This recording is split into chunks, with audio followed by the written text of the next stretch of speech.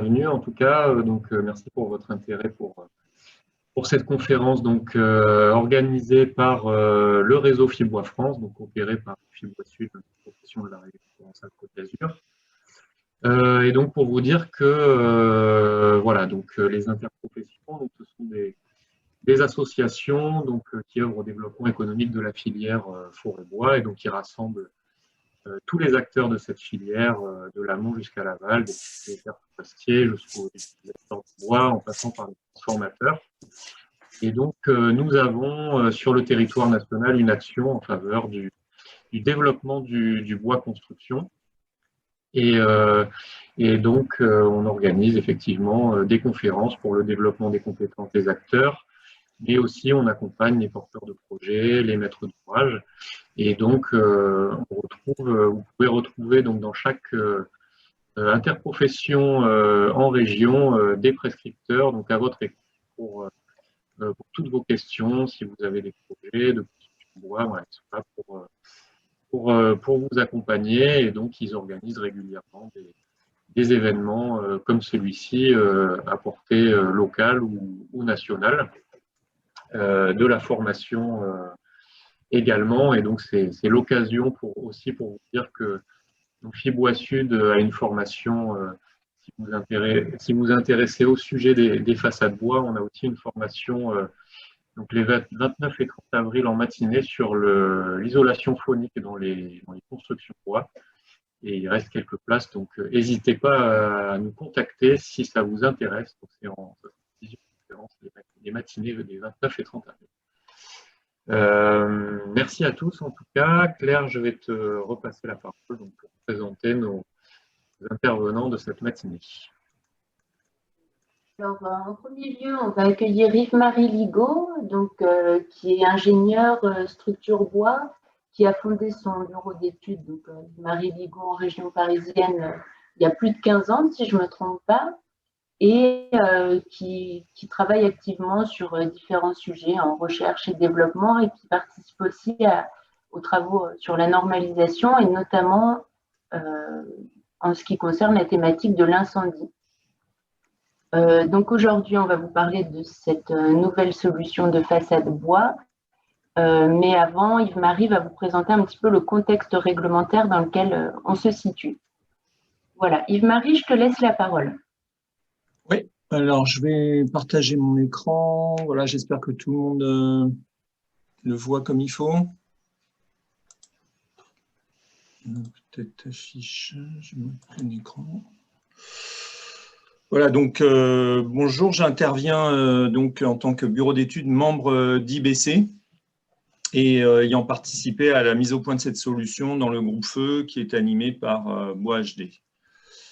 Donc en pratique, moi je vais déjà essayer de mettre en situation le contexte réglementaire, dans quel cas on doit appliquer cette fameuse règle du C+D et donc les solutions qui permettent d'y satisfaire.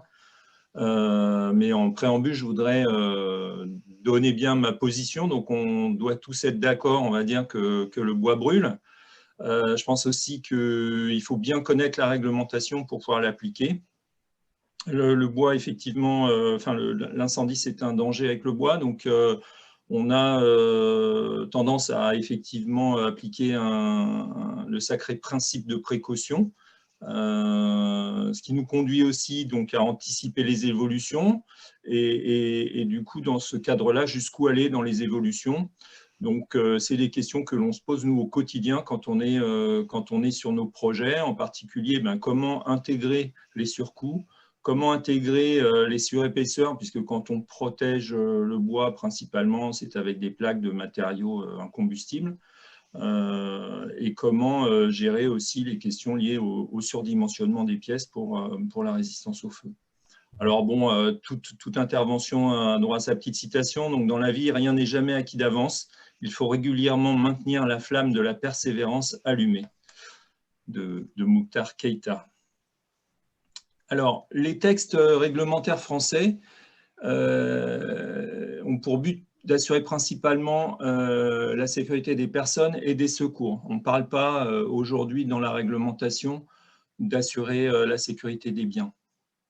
Donc pour ça, il y a trois principes. D'une part, éviter les risques de démarrage et de propagation de l'incendie, assurer la sécurité et l'évacuation des personnes pendant l'action de l'incendie et permettre aussi l'intervention des secours donc pendant une certaine durée. Donc on voit là se dessiner deux propriétés principales, à savoir d'une part la réaction au feu, donc c'est une définition, la contribution qu'un matériau peut apporter à l'incendie, et puis la résistance au feu, donc qui est la durée pendant laquelle l'élément considéré va remplir sa fonction malgré l'action de l'incendie. Alors, un petit point sur le contexte européen, parce qu'on est souvent comparé en disant, voilà, tel pays, on peut le faire, nous, on ne peut pas le faire, ou inversement, nous, on est plus permissif que certains autres pays.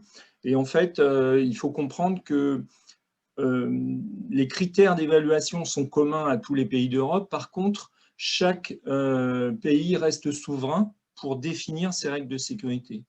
Et donc, c'est ce qui explique un petit peu les disparités de faisabilité entre les pays. Et si on prend un exemple assez simple, finalement, c'est si on compare par analogie avec le code de la route et les limitations de vitesse, on est tous à peu près d'accord pour compter la vitesse en km/h, ou en tout cas, on a des possibilités de transcription sur la définition de la vitesse. Et puis, chaque pays va être souverain pour fixer ses propres limitations en fonction de l'histoire du pays, des retours, des politiques menées, etc. etc. Alors, ceci étant dit, les textes qui concernent les façades, alors je vous ai fait un petit historique, j'en ai oublié un d'ailleurs, il y a un premier arrêté qui date de 59 qui définit ce qu'on appelle le feu conventionnel, c'est-à-dire une courbe de température en fonction du temps. Et puis ensuite, on a cet arrêté de 70 donc, qui parle de laisser le pire. On a l'IT 249 de 1982 qui n'avait pas beaucoup d'illustrations, qui étaient plutôt des principes et plutôt du texte, et qu'on n'avait pas beaucoup utilisé pour les constructions bois, puisque la venue des constructions à hauteur est venue par la suite, en fait, avec l'augmentation de la justification de résistance au feu par l'Eurocode, et puis avec la demande croissante en construction bois de hauteur importante. Alors, on a pour les établissements recevant du public donc l'arrêté du 25 juin modifié, puis pour les habitations, l'arrêté du 31 janvier 86 modifié. Donc, chaque modifié, enfin, quand on voit arrêté modifié, ça veut dire qu'il y a eu des ajouts. Il garde la date d'origine de l'arrêté, sauf quand il est complètement refondu. Mais quand c'est des ajouts, en fait, c'est modifié. Donc, c'est à vous d'aller chercher la dernière version du texte, donc ça se trouve sur Légifrance par exemple. Voilà. Donc ensuite, on a l'arrêté du 24 mai 2010, donc qui est la révision des articles CO20 et CO21 et qui induit la nouvelle version de l'IT 249, qui est toujours en cours actuellement. Ensuite, sur laisser le pire, on a un protocole interlabo qui date de juillet 2014. Puis la sortie des différents guides bois construction et propagation du feu par les façades, donc la version 1 de juillet 2016, la version 2 de 2019, puis enfin la version 3 qui est sortie en décembre 2020 et qui est une mise à jour des précédentes et qui tient compte en fait des nouvelles exigences imposées par l'arrêté du 7 août 2019 concernant les chutes d'objets. Voilà, et puis plus récemment, la loi Elan, avec la définition des immeubles de moyenne hauteur. Donc, la réglementation française est fonction de la destination des ouvrages. Donc, et ce sont les ministères en charge qui les rédigent. Donc, en fait, on a plusieurs réglementations en fonction des activités dans l'établissement. Donc, les établissements recevant du public, je pense que la définition est dans le titre, les habitations, les immeubles de grande hauteur, donc eux, ils sont définis comme étant les bâtiments de plus de 28 mètres, enfin la hauteur du dernier plancher à plus de 28 mètres pour les bureaux et pour les ERP, et la hauteur des derniers planchers à plus de 50 mètres pour les logements. Ensuite, on a les lieux de travail et les installations classées pour l'environnement. Donc 4 ministères, pardon, et 5 réglementations, puisque c'est le ministère de l'Intérieur aussi qui rédige les IGH. Alors, la loi Elan, elle introduit donc un objectif de réversibilité de bureaux en logement, avec donc une harmonisation des IGH pour les planchers au-dessus de 50 mètres et une nouvelle dénomination entre 28 et 50 mètres qui s'appellerait les IMH. Donc, ça impose un nivellement entre bureaux et logements, avec probablement l'application d'une règle du C+D également en bureau, ce qui n'est pas le cas aujourd'hui. La loi Elan, elle demande aussi une réduction des coûts de construction et elle fait un focus sur la propagation du feu par les façades, puisque je pense que c'est concomitant à sa rédaction dans la période où on a eu les grands incendies des tours à Londres, là, les tours Grenfell. Voilà, tout ça, ça nous impose d'avoir une appréciation de laboratoire pour les façades ventilées. Donc, c'est l'appréciation de laboratoire que vous présentera Amélie tout à l'heure. Donc, le cas des façades pour les ERP, c'est donc l'arrêté du 24 mai 2010. Donc, je vous invite à en prendre connaissance et à les télécharger. Donc, l'article CO20, l'article CO21 précise donc que la règle du C+D est applicable donc, dans 4 cas dans les ERP. Donc, d'une part, aux façades des bâtiments comportant des locaux réservés au sommeil au-dessus du premier étage, donc c'est-à-dire à partir du R+2. Aux façades des bâtiments dont le plancher bas du dernier niveau est à plus de 8 mètres du sol, donc c'est ce que j'appelais moi les grands ERP, c'est-à-dire des ERP dans lesquels on aura une structure résistante au feu 1 heure. Également aux parties de façade situées au droit des planchers hauts des locaux à risque important, donc par exemple une chaufferie est un local à risque important et vous aurez au droit de ces jonctions façade-plancher et pour le reste de la façade, la règle du C+D à appliquer. Et enfin, aux parties de façade situées au droit des planchers d'isolement avec un tiers, par exemple, un tiers, c'est une autre activité dans le bâtiment. Donc, si vous pouvez avoir un commerce ou un cinéma ou un théâtre au rez-de-chaussée, et puis, pourquoi pas, des logements au-dessus ou des bureaux. C'est le cas, par exemple, du bâtiment B à Nantes, que vous connaissez certainement. Vous avez un ERP au rez-de-chaussée et des bureaux dans les étages supérieurs. Donc ça impose d'appliquer la règle du C+D. Il y a également, je ne l'ai pas cité, mais le parking, par exemple, un parking avec des logements au-dessus, il y aura une règle de C+D dans les... Très bien, merci. Je te dérange pas? Écoute. Ensuite, donc, on a cette illustration avec, dans les ERP, une règle de valeur du C+D. Donc, le C, c'est la partie verticale, le D, c'est la partie horizontale. Ce n'est pas simplement des traits noirs sur un plan, ça veut dire que ça a des propriétés de résistance au feu pour remplir bien la fonction de l'ouvrage. Ce qu'on attend d'un C+D, c'est que ça résiste au feu. Donc, ce n'est pas simplement voilà, des cotes sur un plan. Ces propriétés, elles sont définies dans l'IT 249 avec un sens du feu et une durée de résistance. Donc, en fonction de la masse combustible mobilisable, alors le plus souvent, quand on est en façade bois, on est supérieur à 130 mégajoules par mètre carré, mais il faut le regarder au cas par cas. Et donc, les valeurs sont données de cette façon avec 1,30 m le plus souvent en ERP avec des façades. Donc, les solutions descriptives sont données dans l'IT 249, mais également dans le guide bois construction et propagation du feu par les façades, vous avez un certain nombre de solutions qui permettent de satisfaire à cette règle. Concernant les logements, donc la règle est applicable en logement de 3e famille A et 3e famille B. Donc, vous avez ici les schémas, je passe rapidement puisque la présentation sera à votre disposition. Et puis, également en 4e famille, on exige la règle du C+D également sur les façades. Et donc, sur la 4e famille, on a des difficultés à le faire avec des façades ventilées dès lors qu'on veut introduire du bois. Il y a une impossibilité pour l'instant. Il n'y a pas, à ma connaissance, de solutions et d'appréciation de laboratoire qui sont satisfaisants pour la 4e famille. Alors, en logement, les valeurs, ce serait trop simple, mais les valeurs sont différentes. Donc, en 3e A, le seuil est à 80 mégajoules par mètre carré, enfin la valeur de référence, et donc on est le plus souvent avec un C+D d'1 mètre 10. Et puis en 3e famille B, de nouveau, on retrouve un C+D d'1 mètre 30. Voilà, avec toujours les solutions pour satisfaire dans le même document guide propagation du feu par les façades. Donc l'arrêté du 7 août 2019 dit la chose suivante, c'est le plus récent hein, des textes qu'on ait reçus en réglementation, là, qui nous concernent.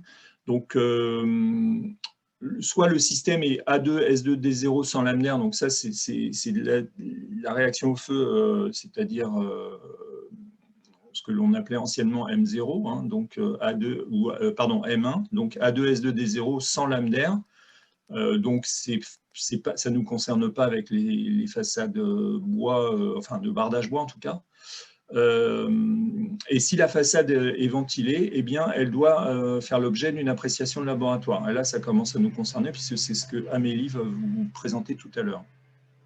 En pratique, on utilise jusqu'à présent les solutions décrites dans le guide bois construction et propagation du feu par les façades.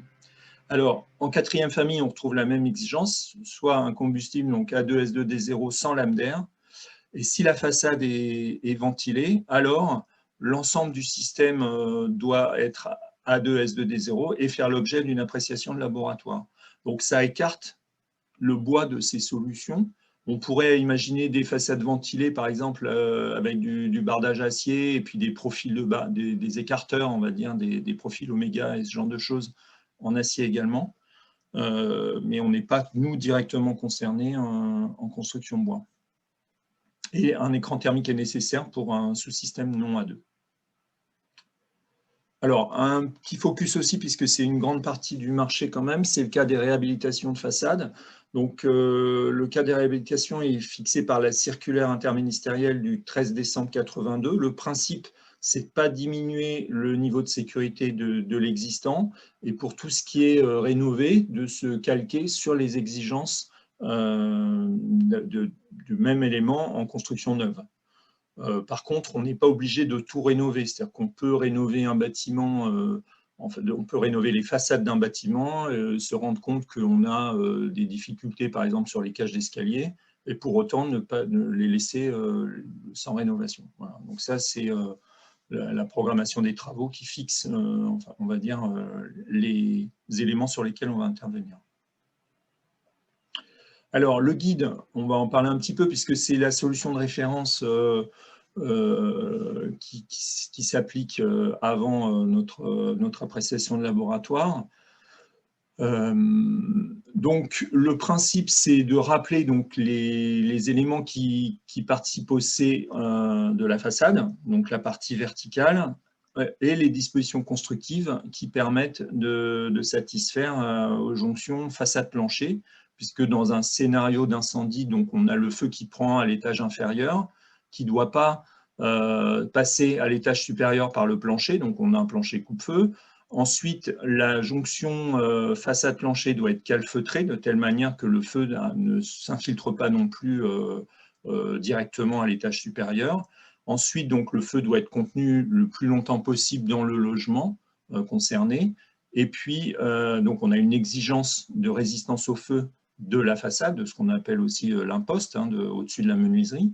Ensuite, le feu est sorti et donc on doit freiner sa propagation par la façade et on doit éviter qu'il rentre à l'étage supérieur. C'est ça le principe et c'est ce que l'on vérifie quand on fait un essai Le Pire.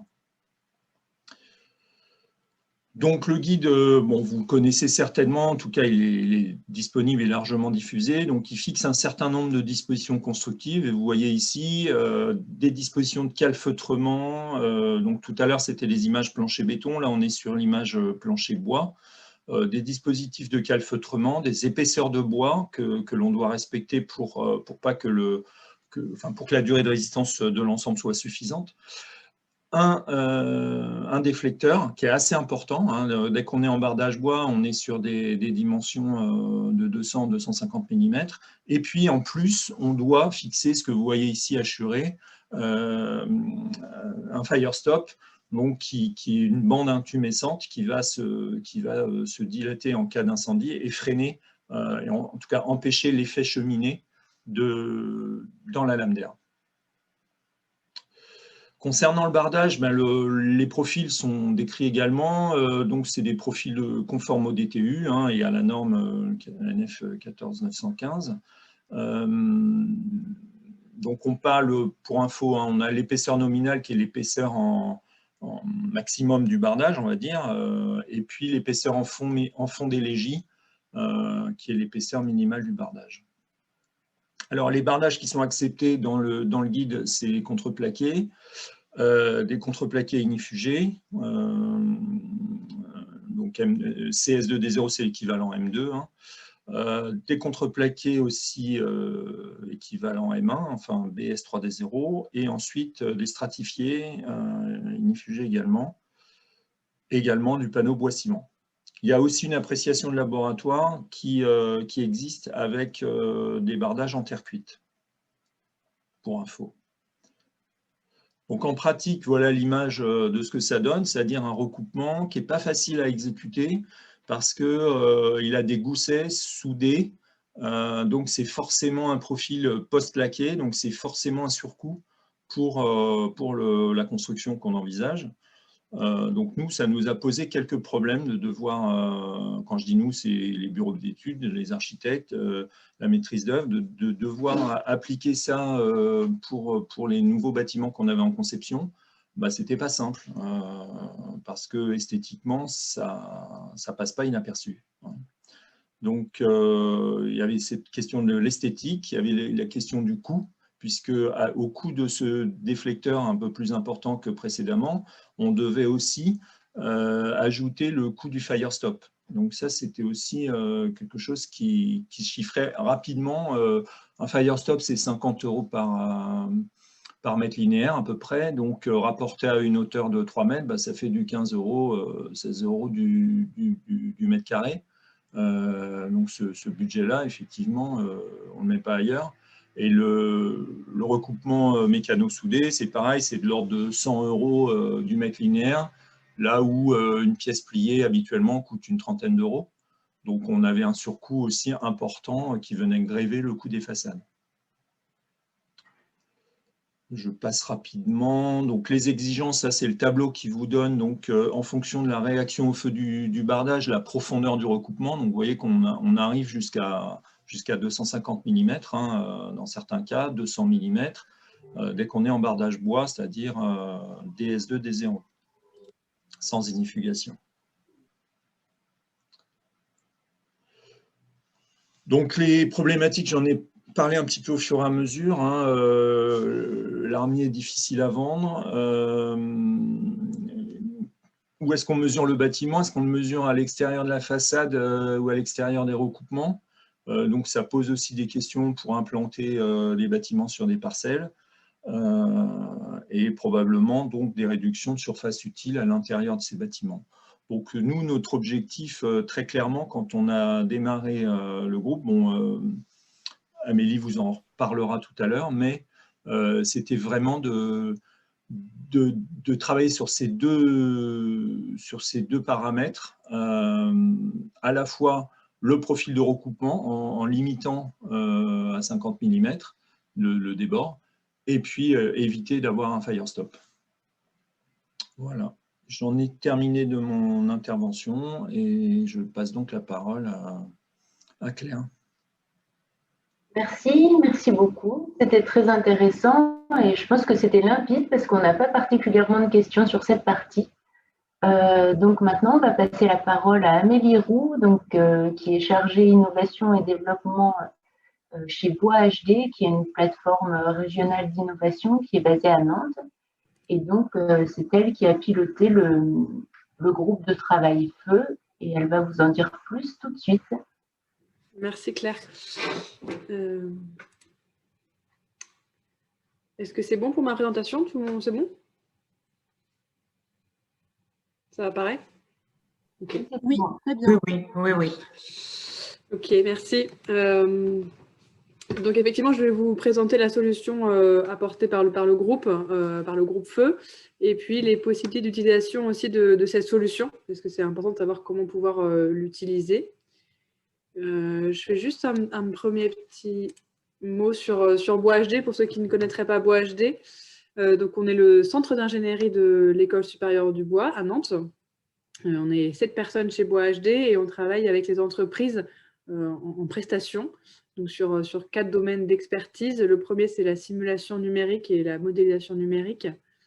On va travailler sur des aspects mécaniques, thermiques et acoustiques en simulation.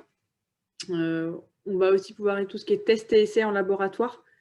Donc on a plusieurs laboratoires d'essai, dont un laboratoire menuiserie, un laboratoire mécanique et une partie de laboratoire aussi vieillissement. Et puis on fait de l'accompagnement entreprise et ingénierie. Donc là, c'est entre autres ce qu'on a fait pour le groupe Feu, l'accompagnement de projets collaboratifs comme là. Et puis on propose de la formation continue. Voilà. Donc c'était juste très rapide. Donc ensuite, pour le groupe, je représente un tout petit peu le déroulé, le planning qu'il y a pu avoir sur le groupe. Donc en fait, ça a démarré en septembre 2017, donc près de 3 ans. Ça s'est écoulé sur 3 années, le groupe. Il y a une première partie qui a été assez importante chez les premiers mois, qui a été la mise en place du groupe, la recherche forcément des partenaires du groupe, puisqu'on est 14. Il a fallu trouver les 14 qui sont présents aujourd'hui, monter le budget et puis surtout rédiger la convention de partenariat qui fixait en fait les règles d'échange dans le groupe et de confidentialité. Donc c'était quand même une partie importante du groupe. Donc ça a pris plusieurs mois. Suite à ça, donc on a commencé à peu près au printemps 2018, donc la partie plus technique, disons, sur donc le partage des connaissances des entreprises, puisque chacun venait un peu avec ses connaissances, différents types d'entreprises en plus, donc c'était important de partager tout ça. Et donc de déterminer ensuite ce qu'on appelle les contraintes acceptables. Donc en fait, c'est les objectifs qu'on s'est fixés. Donc c'est ce que dit tout à l'heure Yves-Marie, il y en avait entre autres donc, le Firestop, mais je les détaille juste après, donc je ne m'étends pas trop dessus. Il y a eu donc la recherche de solutions en même temps, et puis cette recherche de solutions, c'est continué par un travail avec Effectis, donc, qui était le laboratoire Feu avec qui on a travaillé sur le projet, pour déterminer donc, les paramètres influents, c'est-à-dire en fait, les paramètres qui avaient une influence donc, sur la propagation du feu, et en plus déterminer leur influence, c'est-à-dire à quelle proportion ils étaient importants ou pas. Donc ça s'est fait par la simulation numérique fait par Effectis avec M. Schillinger, et par des essais moyenne échelle. Donc les essais moyenne échelle ont été faits sur le site de Belfast chez Effectis. C'est des essais de la norme ISO 13785, donc il y a une photo ici hein, qu'on voit ici. Pour simplifier un peu l'essai, c'est un gros essai SBI. Et donc l'objectif de cet essai en fait, était de récupérer des données d'information pour compléter la simulation et les modèles, et conforter les modèles numériques pour assurer, entre guillemets, les résultats de la simulation numérique. Donc ça s'est fait à peu près toute l'année, une bonne partie de l'année 2019. Et suite à ces résultats donc, de simulation, on a pu déterminer donc, une première solution qu'on a voulu tester donc, sur un essai d'orientation Le Pierre, qu'on a testé donc, en double configuration. Donc ça s'est fait en février 2020, cet essai d'orientation Le Pierre. Et suite à cet essai d'orientation, donc on a réfléchi à optimiser en fait, ces solutions, où là on a testé donc 2 configurations. On avait séparé en 2 le corps d'épreuve ici, avec une solution, disons, très optimiste et une solution un peu plus pessimiste. On espérait en avoir au moins une des 2 qui fonctionnait. Au final, les 2 solutions voilà, ont passé entre guillemets le résultat et on a obtenu les 30 minutes pour ne pas avoir de propagation au R+2. Donc, on a réfléchi un petit peu à optimiser la solution pour gagner un petit peu sur des petits points de détail qu'on avait déjà vus avant, pour ensuite voilà, obtenir l'essai qualifiant en décembre 2020. Voilà pour le déroulé. Donc, je reviens effectivement donc, sur les objectifs du groupe et donc ces critères déterminants qu'on avait déterminés au début.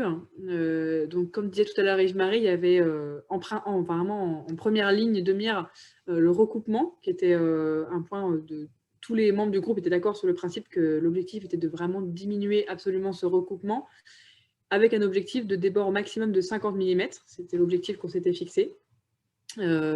Supprimer l'obturateur de lame d'air, donc ce Firestop dont évoquait tout à l'heure Yves-Marie, Et puis quelques objectifs supplémentaires qui étaient un support évidemment sur ossature bois et CLT, qui nous paraissait indispensable, mais c'était bien de leur préciser, je pense.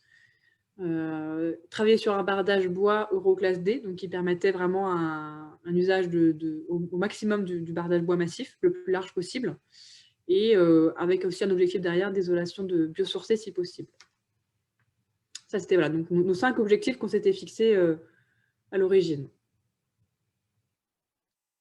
Pour la solution apportée, donc effectivement, c'est une solution donc, de revêtement de façade bois ventilé, qui est composé donc, de supports d'alatage simple ou double, d'une isolation thermique, d'un parement en lame massif et de dispositifs de protection du feu. Donc en fait, après, je vais détailler un petit peu plus chaque élément là, pour voir ce que ça comprend et ce que ça autorise dans l'appréciation de laboratoire.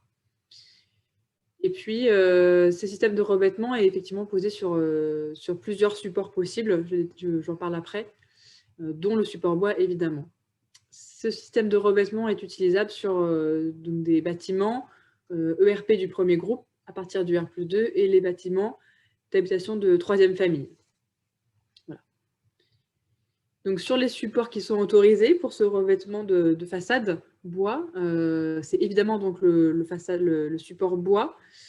Donc c'est effectivement un objectif qu'on avait. Je précise juste que les essais ont été faits sur façade ossature bois. En fait, on aurait pu faire les essais de revêtement, juste uniquement le revêtement de façade sur un support, en fait sur le support d'essai d'Effectis, qui est plutôt bétonné. Mais le groupe s'est mis d'accord de vraiment faire l'essai avec une façade bois derrière pour éviter toute question ou toute suspicion de dire le revêtement est fait sur une façade de béton et donc le bois derrière, il masse combustible, etc. Enfin, voilà. Donc ça a été vraiment un choix du groupe de se dire on fait l'essai avec une façade structure bois derrière, même si on aurait pu ne pas la faire. Donc ça engendrait quand même un surcoût pour le groupe, mais qui était important pour nous voilà, de faire l'essai avec. Donc les supports possibles, c'est effectivement les supports bois, donc ossature bois CLT, et tout ce qui va être support béton, maçonnerie, donc plein ou creux, briques, etc. Les supports classiques, disons. Pour la partie bardage, donc c'est un bardage, ce qu'on dit tout à l'heure, bois, massif, évidemment, un Euroclass D, donc ça a été validé, donc l'Euroclass D est effectivement possible, avec un profil qui est conforme à la norme bardage, donc la NFEN 14915, avec une masse volumique de 400 kg, avec une tolérance de 4%.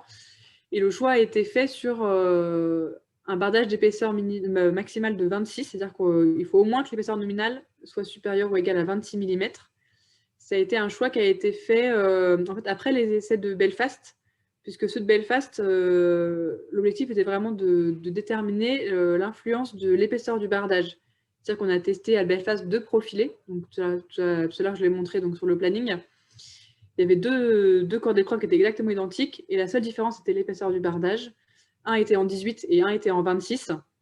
Et l'objectif était de voir l'influence de cette épaisseur sur la propagation du feu. Donc suite à ça, on a défini l'épaisseur nominale à minimum 26 mm.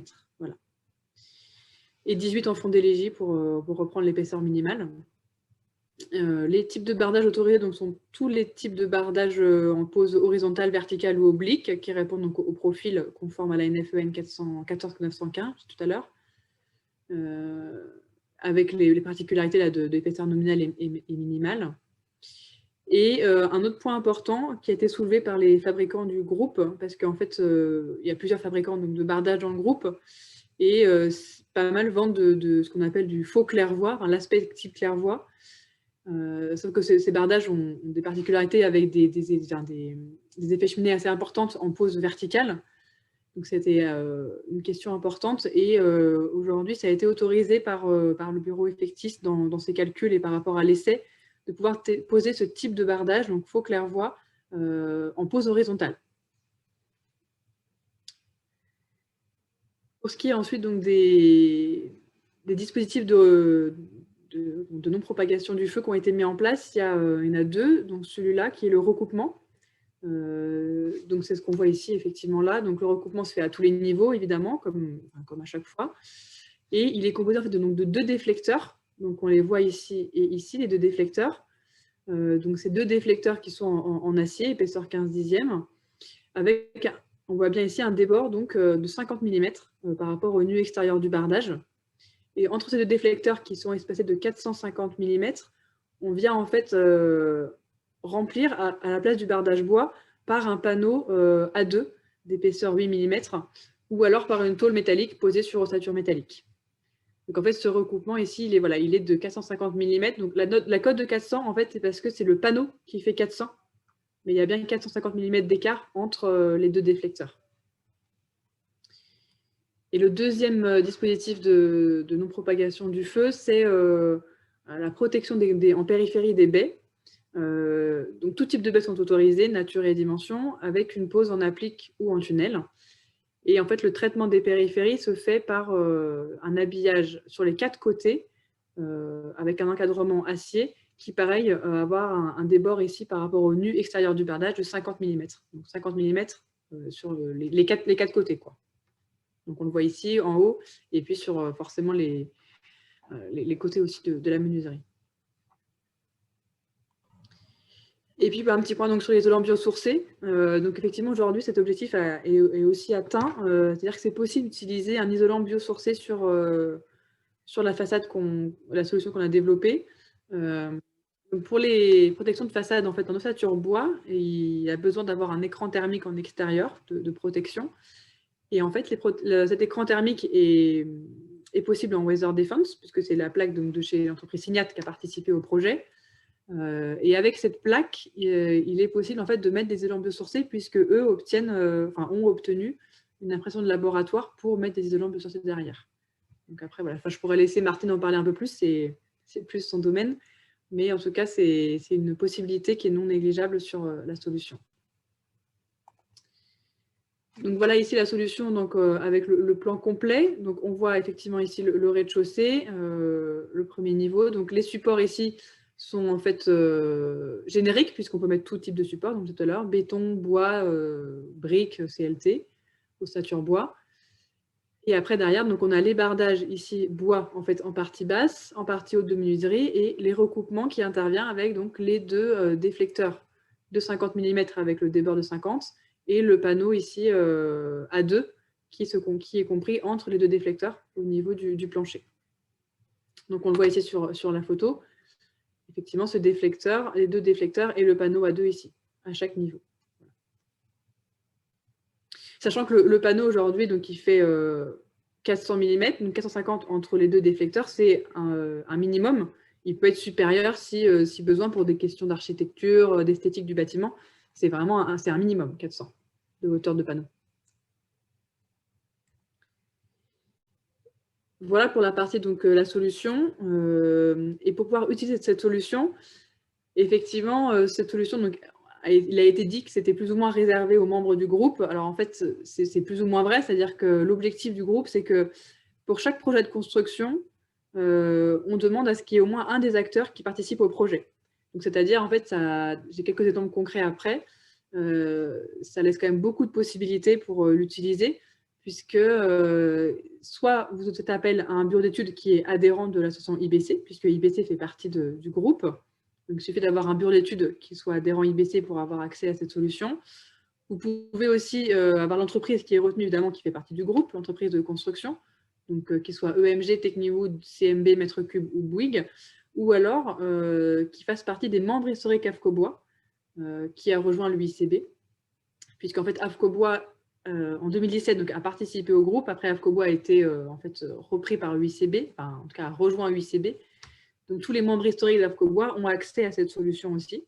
Donc, voilà, toutes ces entreprises-là qui, s'ils font partie du groupement de projets de construction, ont accès à la solution.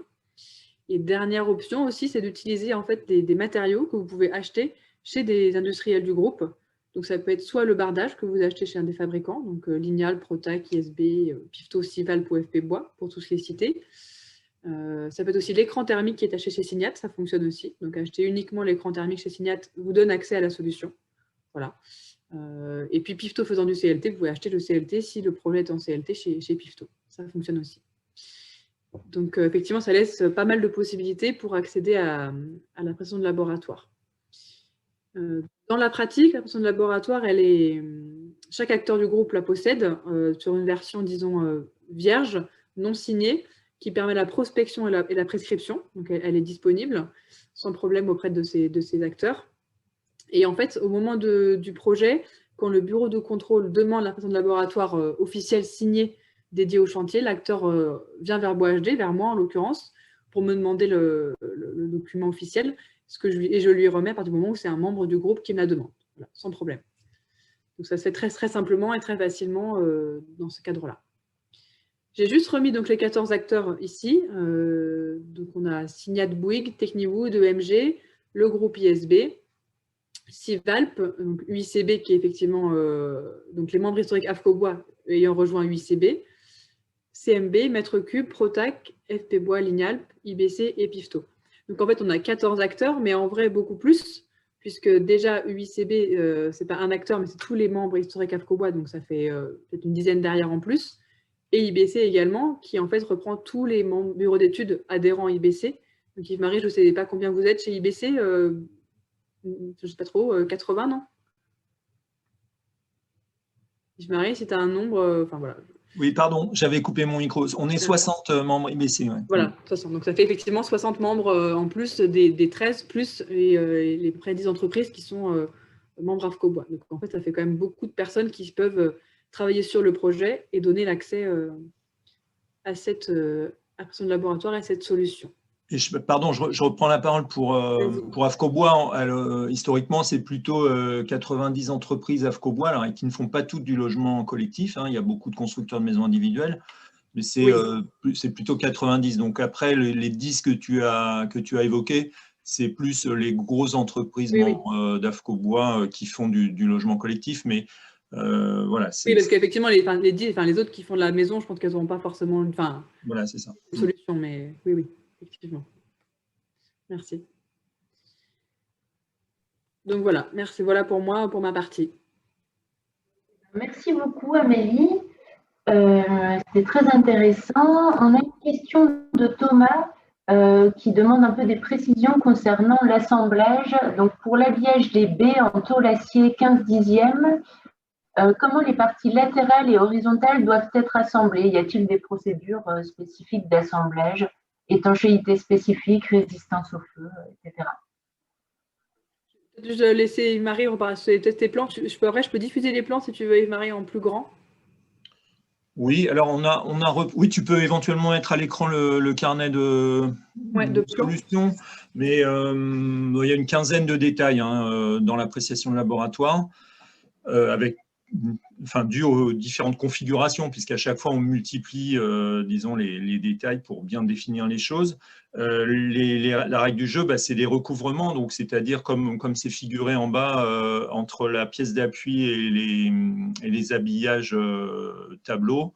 Et c'est la même chose en haut pour les habillages de voussure, c'est du recouvrement. En fait, si c'est étanche à l'eau, par le biais des recouvrements et par le biais de l'épaisseur, ce sera aussi efficace vis-à-vis du feu. On a une double, ce qui n'a pas été peut-être précisé, c'est que là, techniquement, on a une double pièce. On a à la fois un larmier en partie haute de la menuiserie, là au niveau des voussures.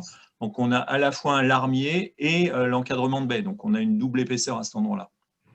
Mais l'épaisseur nominale de l'encadrement de baie, c'est bien 15/10. Alors, si tu peux mettre peut-être la solution ossature bois.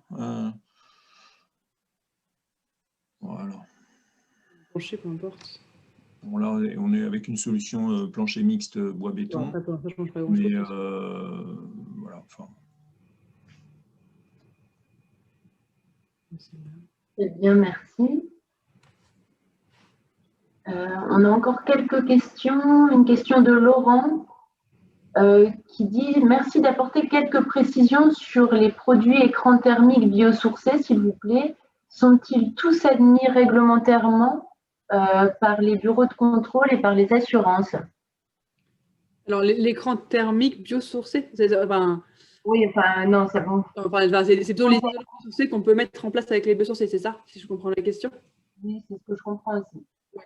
Alors, en fait, les biosourcés sont possibles avec l'écran thermique de chez Signat aujourd'hui, donc la Weather Defense, parce qu'eux ont un PV feu qui autorise avec leur plaque des isolants biosourcés. Donc, en fait, dans le cadre de la solution, on peut mettre un écran thermique, donc soit en Weather Defense, soit en équivalent, sachant que pour mettre un biosourcé derrière, il faut que cette plaque elle ait une autorisation de mise en œuvre avec des biosourcés.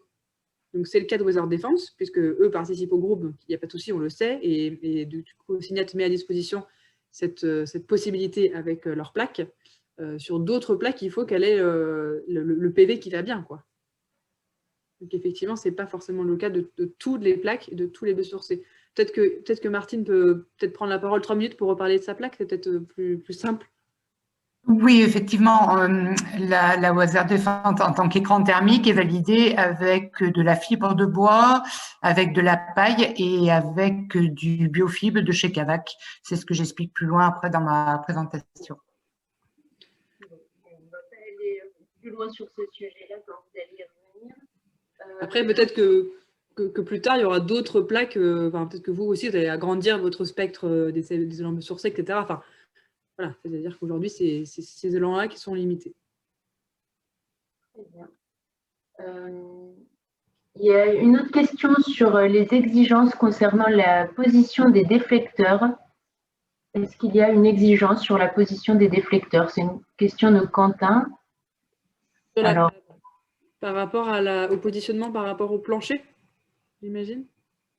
J'imagine. Est-ce qu'il pourrait se situer? Oui, c'est la question, c'est ça. J'imagine qu'il y a un déflecteur au niveau du plancher. Après, là, sur les détails, on voit que le deuxième déflecteur est plutôt en allège. Est-ce qu'il peut être en linteau? C'est-à-dire que, est-ce que toute cette partie-là peut être ici? Oui, en fait, là, on a la partie qui est en panneau A2. Oui. Il est plutôt au-dessus du plancher. Sur les détails, est-ce qu'il peut être en dessous du plancher? Alors, Yves-Marie, de mémoire, elle peut être ajustable. Après, elle ne peut pas être tout en dessous. Yves-Marie, tu m'interromps si… Alors, je ne sais pas répondre. En fait, on a testé, la solution qu'on a testée, c'est celle qui est à l'écran. Pour moi, c'était ajustable. On avait posé la question, c'était la question d'un des membres du groupe. Donc, elle peut être variable, mais dans une certaine limite. Et là, la limite, elle est détaillée, je pense, dans l'APL, mais je ne l'ai pas en tête. En fait, on a l'IT 249 qui demande un déflecteur par niveau en nez de plancher. Donc ça, on doit le respecter puisque c'est réglementaire. Et l'appréciation de laboratoire, elle se substitue, je pense, à cette règle. Mais pour l'instant, on n'a pas imaginé, nous on a imaginé la mettre en nez de plancher, voilà, mais je ne vois pas la mettre par exemple directement en sortie de menuiserie. Non. Pour avoir une allège bois plus importante. Je pense que ça changerait les configurations d'essai, mais on va poser la question au labo. Mais pour moi, elle était ajustable par rapport au nez de plancher, c'est-à-dire que le premier déflecteur pouvait se situer un peu plus bas. On a réfléchi aussi… quand on a fait le positionnement des éléments, on a réfléchi aussi à la préfabrication des murs qui partent bardés depuis l'atelier. Donc là, tel que c'est préfabricable. Si on se mettait à cheval, je pense qu'on serait moins bon du point de vue préfaille, ça obligerait à une intervention par la suite sur la façade. Très bien. Alors, sans doute sur le même sujet, on a Xavier qui nous demande quelles sont les règles qui définissent comment se répartissent sur la façade donc les recoupements de 450 mm. Donc, j'imagine que c'était la même question. Je ne sais pas si Xavier, vous voulez prendre la parole pour préciser.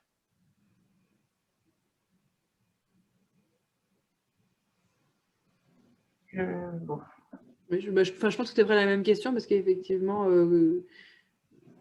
et en fait, il est sur toute la longueur, comme on a pu le voir sur la photo. Hein. D'accord, il dit bien que c'est la même question, mais que son micro ne fonctionne pas. Ok, ça marche. Parfait. Est-ce qu'on peut prendre encore une ou deux questions avant de passer à la présentation de Martine? Oui, pas de souci. Donc, je vois une question de Thomas qui demande un joint spécifique est-il nécessaire entre l'habillage, tableau ou sur-appui? Je vais répondre non, c'est le recouvrement, il n'y a pas de joint spécifique à cet endroit-là de demander. Non.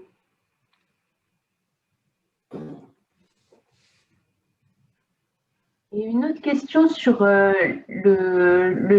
l'impact carbone. On a eu une question sur la solution présentée ne grève-t-elle pas le calcul stockage carbone avec la mise en place de tôle acier, a priori en plus grande quantité que dans une solution conventionnelle? Bon, enfin, en vérité, la solution conventionnelle ne fonctionnerait pas, en tout cas bois pour ça, mais je vous laisse répondre. Le bois, si on avait fait des habillages bois, on peut se poser la question, bien sûr, ils auraient contribué. Donc nous, quand on a réfléchi dans toute la frise de temps qu'a présenté Amélie, on a quand même réfléchi pas mal. On a imaginé, sans avoir d'idée préconçue sur la solution finale, la solution définitive, pardon, on a imaginé toutes les possibilités. Je peux vous dire qu'on a eu des séances de réflexion tous azimuts pour dire voilà, la flamme, si le profil en sortie de menuiserie, on lui donne cette tête-là et qu'on dévie la flamme sur le côté et que on a même imaginé à un moment donné faire un espèce de U pour contenir la flamme dans la partie en imposte au-dessus de la menuiserie. Vous voyez là où, je ne voyais pas ma souris, mais là, la partie de bardage qui est entre la menuiserie et le recoupement, on s'est dit, bah là, c'est là qu'il faut canaliser la flamme, sauf qu'une fois qu'on l'avait canalisée, on ne savait plus quoi en faire et qu'elle se propageait par les extrémités. Enfin, vous voyez, on a passé du temps à réfléchir et on était à chaque fois plus d'une dizaine présents. Donc, pour en revenir à la question, le bois, on l'a écarté parce que le bois va contribuer pendant l'essai. Et ce qu'on cherchait à éviter, c'était justement une contribution trop forte. Donc là, c'était un des choix qui a été assez facile à faire dès le début, a été de dire on est tranquille, entre guillemets, avec l'acier 15/10, donc on part là-dessus. Voilà. Et ça ne modifiait pas beaucoup les pratiques parce que les tableaux bois, on va pouvoir les faire peut-être pour tableaux voussure, mais on ne peut pas les faire pour les pièces d'appui. Enfin, c'est assez compliqué à réussir. On a des murs qui sont de plus en plus épais. On a besoin d'une pente de 15 degrés sur les pièces d'appui bois. Donc, en gros, on ne les fait pas. Et on est quand même beaucoup plus tranquille vis-à-vis de l'étanchéité avec des éléments métalliques. Voilà. Donc, ça, c'est mon point de vue en tant que bureau d'études. Mais moi, je ne fais plus du tout d'habillage tableau bois. Ok, très bien. On a encore des questions, mais je pense qu'on peut passer la parole à Martine, si vous voulez bien. Oui. Claire ? Oui, Olivier. Oui, juste, je voulais rajouter une petite précision à ce que vient de dire Yves-Marie. De toute façon, comme dans ces situations, on a besoin d'une appréciation de laboratoire. L'autre qui est disponible pour le moment, qui n'est ni plus ni moins que le guide bois construction et propagation du feu par les façades, impose un habillage en tôle. C'est simplement l'épaisseur qui change. Hein, dans le guide CSTB, c'est 10/10, alors que dans l'appréciation de laboratoire que présente le groupement, ici, c'est 15/10. Mais dans tous les cas, de toute façon, c'est des habillages métalliques. Merci de cette précision. Donc maintenant, on va donner la parole à Martine Angéli, donc, qui est référente sécurité incendie pour le groupe ETEX, qui est un groupe qui regroupe plusieurs marques, donc la marque Signat, dont on a pas mal parlé tout à l'heure. Donc, pour cette présentation, c'est moi qui vais partager l'écran. Et donc, Martine, vous me faites signe quand vous souhaitez qu'on change. Merci Claire, on peut y aller. Donc, bonjour à tous, je suis Martine Angéli, je suis référente sécurité incendie et en même temps responsable du service d'assistance technique téléphonique du groupe ETEX. Et Signat est une marque commerciale du groupe ETEX comme Promat, comme Eternit. Signat est ex-Lafarge-Plâtre. Voilà. On peut passer à la suivante. Alors, excusez-moi. Donc, Signat innove depuis plusieurs années sur des solutions base de plâtre pour l'extérieur et nous disposons d'une technologie unique sur le marché qui nous permet de proposer des plaques de plâtre pour la façade des bâtiments. Les solutions validées dans le guide ne nous semblaient pas répondre totalement aux demandes de nos clients, et notamment pour la justification des résistances à l'humidité dans le temps et des différentes pressions de vent. Donc, en 2015, nous avons pu obtenir la validation par une APL d'un écran thermique 30 minutes, validé par un essai-feu, bien sûr. Suivant.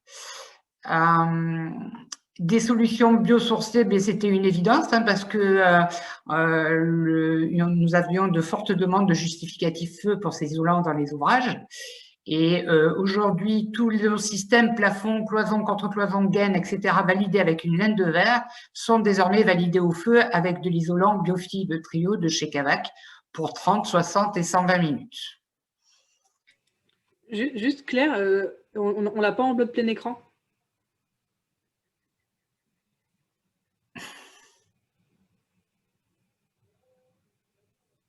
Ah voilà, impeccable. Claire, on ne t'entend plus, tu as enlevé ton micro.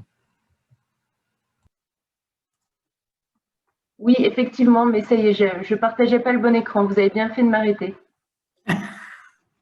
C'est pas grave. Donc, image suivante.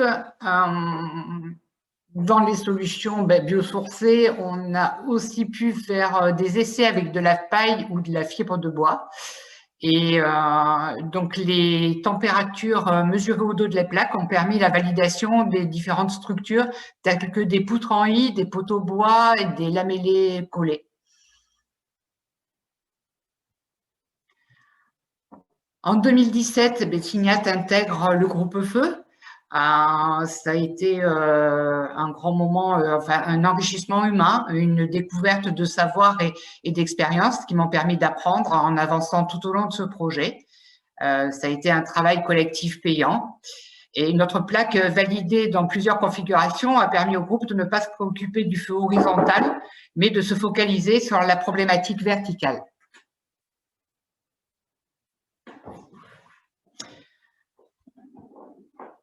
Développée pour des constructions en structure bois ou métallique en France et en Angleterre, la plaque Weather Defense a permis d'apporter par les fonctions de résistance au feu, réaction A1, par pluie rigide et voile de stabilité. Elle résiste parfaitement aux conditions climatiques sévères, chaleur, gel, vent. Et nous sommes leaders en Angleterre sur l'ossature métallique avec ce produit pour ce type d'application et en fort développement sur la France. Voilà. Une seule plaque à l'intérieur pour répondre à l'exigence EI 60 du mur intérieur-extérieur. On passe à la suivante. Donc, c'est une liberté architecturale. Alors, pourquoi une liberté architecturale? C'est que avec un avis technique, Signat est obligé d'imposer un type de menuiserie, un type de mise en œuvre, et nous avons choisi de passer pour l'instant par un ETPM, qui est une évaluation technique préalable de matériaux, validée pour 5 ans par le CSTB. Parce que la pose dépend surtout de la conception de la façade. Chaque projet est différent avec des dispositions particulières.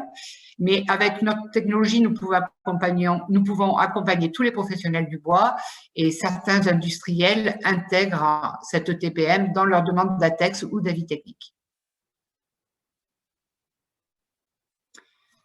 Voile de stabilité, nous avons l'exemple du chantier Trédit en région parisienne. Donc, la fabrication en usine en 3D se situait dans le département du 31. Après, il y a eu chargement sur les camions et transport donc de Toulouse vers la région parisienne, ce qui on a pu par là arriver à prouver qu'il n'y avait aucun problème au niveau de voile stabilité et qu'aujourd'hui nous pouvons valider en fait. Voilà.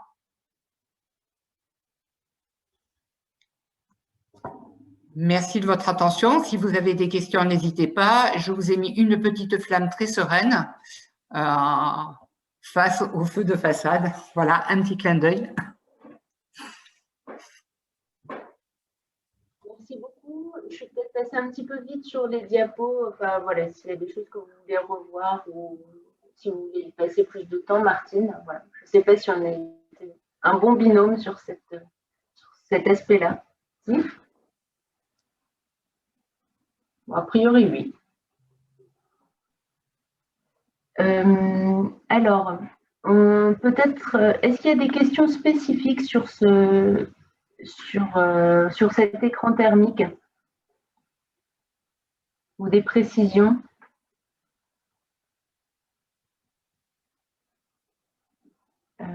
Alors, on a une question de Rob qui demande, alors voilà, peut-on enduire cette plaque Weather Defense? Quelle finition est envisageable?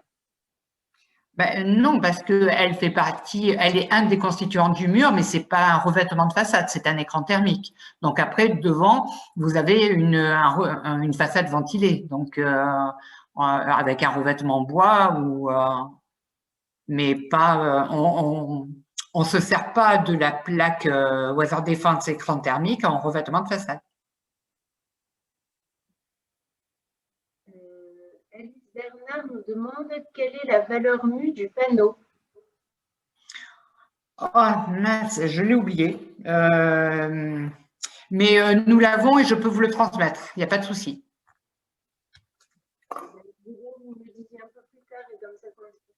J'entends pas du tout, excusez-moi. Je veux bien que vous me l'envoyiez un peu plus tard et donc je le diffuserai. Je le transmettrai, d'accord. Écoutez, ça semble très clair. Thomas nous demande si c'est un panneau perspirant. Je sais que oui, aussi. Donc, là aussi, j'ai des valeurs à vous adresser. Je note toutes les demandes, hein, je suis désolée. Vous faites bien. Une autre question de Cola qui se demande si l'isolant n'est pas biosourcé, mais bon, là, du coup, on va peut-être sortir un peu de notre sujet. Si l'isolant n'est pas biosourcé, peut-on utiliser n'importe quel écran thermique? Du moment qu'il est à 2 S1D0 et qu'il a été validé en tant qu'écran thermique par un essai-feu, oui, bien sûr. Enfin, je me permets de répondre à la place d'Amélie, mais oui.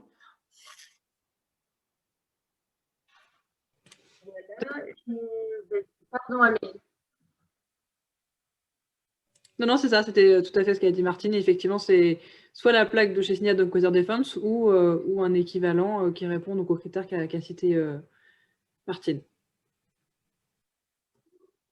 Moi, j'avais peut-être une question sur le coût. Alors, je ne sais pas si vous avez fait une étude là-dessus, mais en préambule, Yves-Marie nous indiquait que la solution préconisée dans le guide feu était peut-être un petit peu onéreuse. Donc, est-ce que vous avez des comparatifs à nous indiquer ou des choses, voilà, des éléments financiers?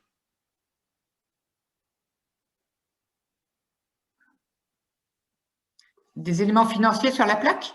Non, alors, non, pardon, Martine, pas sur la plaque, sur la solution d'une façon globale. Alors, on n'a pas fait d'études économiques a posteriori là, de la solution telle qu'elle a abouti, puisqu'en fait, on avait, on sait déjà ce qu'on a économisé, mais effectivement, comme on a le double recoupement, on est quand même un peu plus cher qu'une solution en deuxième famille. C'est vrai qu'en deuxième famille, on aurait un seul recoupement en pièces pliées, on aurait du bardage sur l'ensemble. Là, en troisième famille, par exemple, on va avoir un peu moins de bardage puisqu'on a la plaque A2. La plaque A2, elle vaut moins cher que du bardage. Ça peut être un simple bandeau en tôle, comme ça a été dit par Amélie. Et on a un deuxième recoupement. Alors effectivement, on est un petit peu plus cher qu'en deuxième famille, je dirais 30 € par mètre linéaire. Donc mettons, voilà, sur les façades de 3 mètres, ça nous fait 10 € par mètre carré en plus. Voilà. Donc c'est quand même pas, je pense, par rapport à toutes choses égales par ailleurs, c'est très très raisonnable économiquement.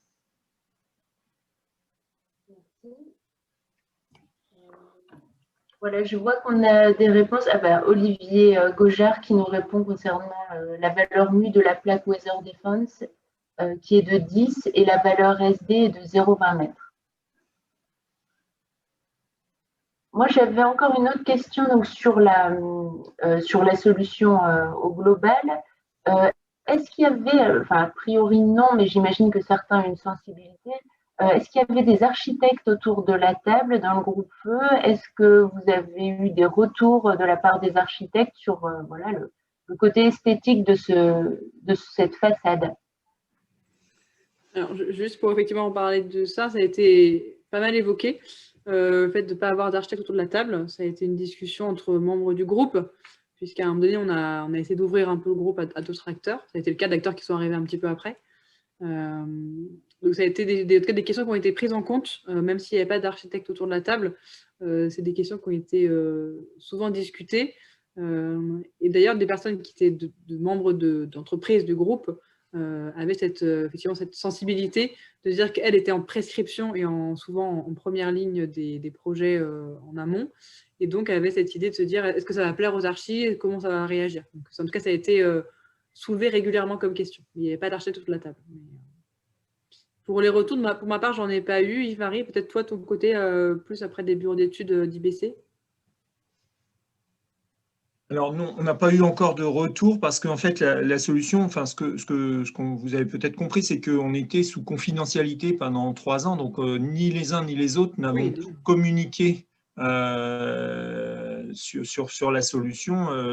Je veux dire que même moi, aux assemblées générales d'IBC, je disais qu'on travaillait, mais je pouvais montrer aucune image de ce qu'on était en train de faire. Vous voyez, c'était les clauses de la convention qui nous liaient avec les autres membres du groupe, et donc ça a été un petit peu entre guillemets secret, en tout cas discret. Voilà. Donc, il n'y a pas eu de retour. Et aujourd'hui, c'est vrai que l'information, le communiqué de presse, je pense qu'il est paru courant février de mémoire. Ça fait 2 mois, oui, à peine. Oui. Moi, personnellement, en tant que bureau d'études, je n'ai pas eu de demande spécifique pour ça. J'ai eu des remarques, effectivement, des architectes avec qui je travaillais. Bon, il faut savoir aussi que je ne dis pas que les architectes sont radins, mais on a tous mis de l'argent. C'est-à-dire qu'IBC a mis de l'argent, chaque membre du groupe a mis de l'argent pour participer à ce projet.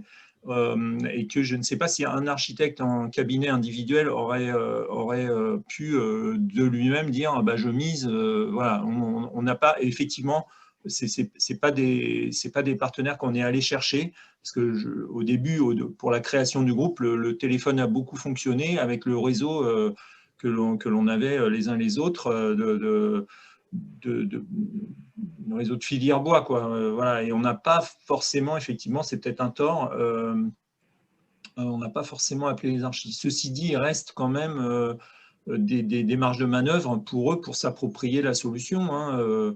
Ce qu'on a dessiné là, c'est en noir et blanc, hein, ce que vous avez vu, mais les panneaux, on peut les décorer, on peut imaginer d'autres patchwork sur la façade. Enfin, je pense qu'il y a encore beaucoup de choses à développer autour de cette solution. C'est ce que j'allais dire, c'est déjà une solution qui vient en complément par rapport à celle préconisée par le guide du CSTB. Et d'ailleurs, voilà, on peut utiliser d'autres couleurs pour ce panneau, etc. Enfin, il y a vraiment plus de possibilités qu'il n'en existait jusque-là. Donc, c'est forcément une avancée. Deux questions qui sont finalement la même question. Qu'en est-il des bureaux de contrôle? Voilà, est-ce que vous les avez contactés pour qu'ils entrent dans le groupe Feu ou c'était pas ou ça vous intéressait pas? Enfin, les bureaux de contrôle, en fait, eux, à partir du moment où vous êtes réglementaire et que vous avez votre institution de laboratoire, dans tous les cas, de toute façon, il n'y a pas de souci, en fait, à partir du moment où vous êtes dans ce cadre-là. Donc, c'est vrai que ça n'a pas été des entreprises, en tout cas des acteurs qu'on a soulevés quand on a cherché des entreprises. Honnêtement, on n'a pas forcément cherché à avoir des bureaux de contrôle. Alors, pas parce qu'on n'en voulait pas, mais parce que ça ne nous paraissait pas essentiel et que c'était plutôt une question d'entreprise filière bois à la base. Après, pourquoi pas, mais c'est vrai que ça n'a pas été soulevé. Non. Mais je vais donner mon avis là-dessus, c'est que les bureaux de contrôle n'interviennent pas en conception, ils s'interdisent de le faire. Pour la plupart d'entre eux, ce n'est pas dans leur fonction.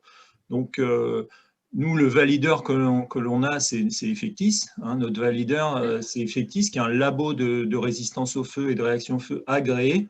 Donc, on n'a pas eu, je dirais, recours au bureau de contrôle dans le groupe pour cette raison-là. On va dire qu'on n'en avait pas besoin techniquement, entre guillemets, sur des aspects techniques, quoi. C'est ça. Effectif qui donne son impression de laboratoire qui est reconnu, ce n'était pas nécessaire, en tout cas d'un point de vue réglementaire, quoi. Et, là, on a une question un petit peu plus généraliste sur le bois brûlé, les bardages en bois brûlé. Est-ce que vous pouvez nous dire quel avantage ça peut apporter en termes de résistance de la façade? Voilà, a priori, ça fonctionnerait. Enfin bon, voilà, je vous laisse répondre. Après, les avantages, je ne les connais pas spécialement. C'est Yves Marie s'il les connaît mieux que moi. En tout cas, moi, je suis sec sur le sujet. Je pense qu'il n'y aurait pas de souci d'utiliser du bois brûlé dès lors qu'il a son Euroclass DS2, D0. Je ne sais pas si c'est le cas, à ma connaissance, je n'ai pas vu d'essai, moi, de réaction au feu sur des bois brûlés, mais ce n'est pas un sujet sur lequel je me suis penché. Oui, à partir du moment où il répond effectivement aux critères qu'on a évoqués tout à l'heure, donc l'Euroclass D, la masse volumique et les types de profils nécessaires et l'épaisseur, il pourra utiliser du bois brûlé. Après, l'avantage par rapport à d'autres bois massifs classiques, je ne connais pas assez en bois brûlé pour pouvoir répondre.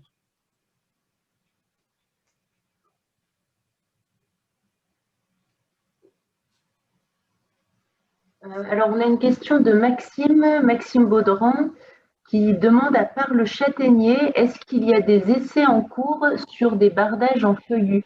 Alors, peut-être que, Maxime, tu veux préciser ta question? Vous voulez que je le dise directement? Vous m'entendez là? Oui, on t'entend. Oui. Oui, bonjour à tous. Alors, c'est un petit peu un sujet à part du sujet d'aujourd'hui, désolé, mais j'en profite. Parce que j'ai eu le cas, en fait, sur un projet où, en fait, il y avait une prescription sur des essences feuillues. J'ai eu connaissance, par le biais d'un membre IBC, justement, qu'il y avait des essais en cours sur un bardage en châtaignier pour justement obtenir l'Euroclass. Et en fait, je me suis rendu compte qu'effectivement, à part les principaux résineux qu'on connaît, les feuillus étaient vraiment à la traîne sur les Euroclass et que c'était très pénalisant au niveau de la réaction au feu. Et a priori, le châtaignier aurait un classement au feu plutôt bon, équivalent à un mélèze. Donc, il y aurait sans doute des opportunités aussi de pouvoir prescrire autre chose que des essences classiques.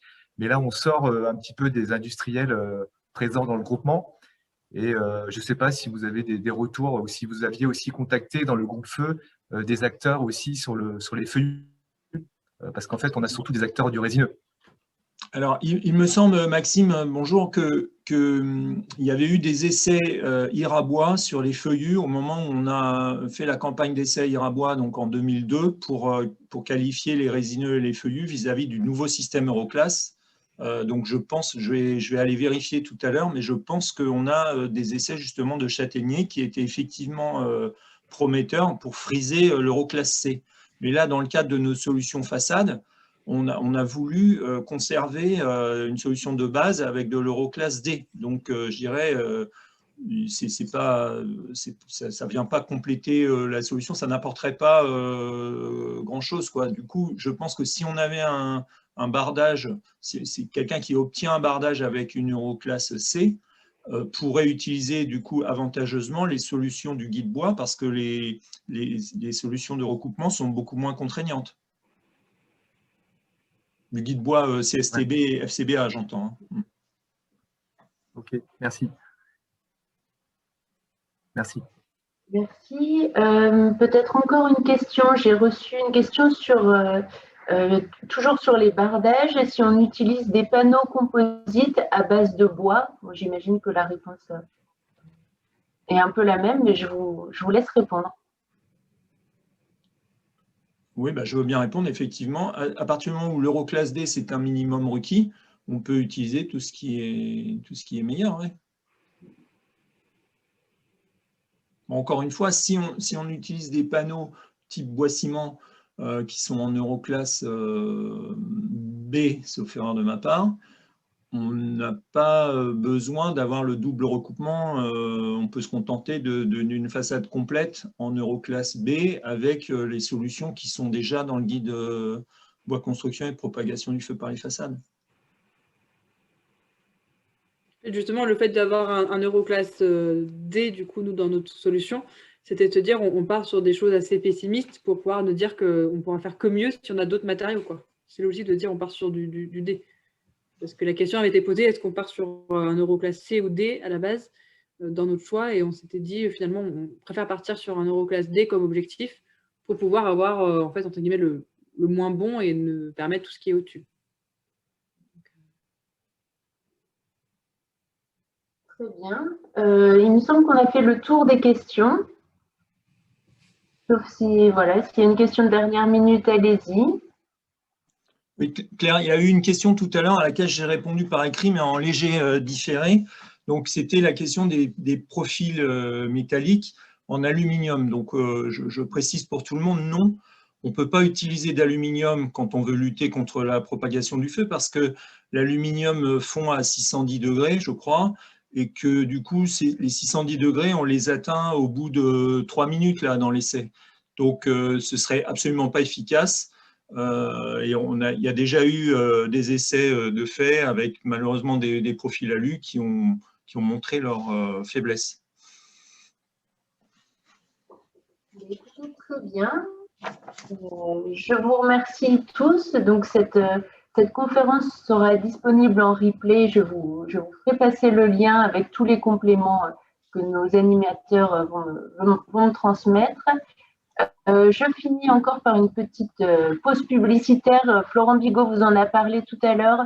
On organise là une formation sur l'isolation phonique des bâtiments bois qui se tient à distance sur 2 matinées, les 29 et 30 avril, donc c'est cette semaine. Et donc, il nous manque au moins 2 personnes pour maintenir cette formation. Donc, si le sujet vous intéresse, n'hésitez pas à m'envoyer rapidement un petit mot, soit dans le chat, soit sur mon adresse. Voilà, j'arrête avec la pause publicitaire, mais je profite qu'on ait du monde. Et je vous remercie à tous et je vous souhaite un bon appétit.